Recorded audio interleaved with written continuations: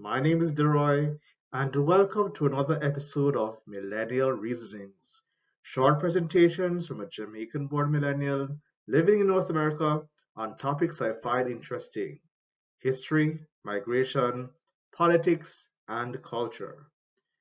This is episode 2: Jamaicans in Guatemala. Many of you may know that Jamaican workers were heavily involved in the building of the Panama Canal. This is one of the better documented Jamaican migration stories, and the impact and influence of those Jamaican migrants can still be seen and heard in Panama today. That particular migration story has even been etched in Jamaican folklore and culture through songs like Colored Man, part of which goes, 1, 2, 3, 4, colon mana come. 1, 2, 3, 4, colon mana come. 1, 2, 3, 4, colon mana come. With him brass chin a lick him belly, bam, bam, bam. But did you know that Jamaicans also migrated to other parts of South America, like Guatemala? This little-known migration story came to my attention when, upon moving to North America a few years ago, on my first day during an internship I had with an organization, I heard a fellow intern of mine telling us about his background. For those who don't know, background is a polite and politically correct way for people to describe their race or ancestral heritage in parts of North America. This fellow intern, who later became my friend, is what you would describe as racially ambiguous.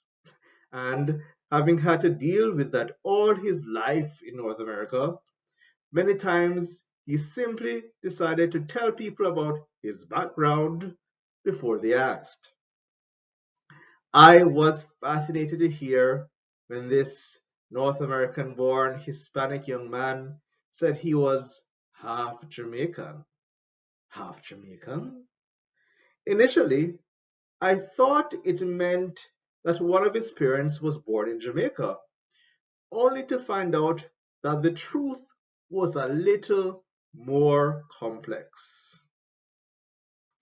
You see, my fellow intern and friend's father was actually never born in Jamaica, and in fact had never been to Jamaica. His father was a descendant of Jamaicans who had moved to and lived in Guatemala to work on the farms of the American United Fruit Company. It was actually his paternal grandparents who had been born in Jamaica and moved to Guatemala. He later told me stories about his grandmother speaking Jamaican patois and how they would refer to her as mother. He initially thought that this was some sort of colloquial Spanish term, only to realize years later that this was the word for mother in the Jamaican language. According to Kent C. Williams, a small Creole English-speaking community of Black people from the Caribbean settled in Guatemala during the first half of the 20th century. During this time, a number of Jamaican and Belizean Blacks immigrated to Guatemala for employment opportunities. The town of Puerto Barrios was built by the American United Fruit Company to ship bananas to New Orleans. The first United Fruit plantations in Guatemala were established in 1906 at the mouth of the Rio Matagua near Puerto Barrios, and blacks from Jamaica were recruited to work on these plantations. Because they were English speaking, the American employers favored the Jamaicans over the local Spanish speaking workers.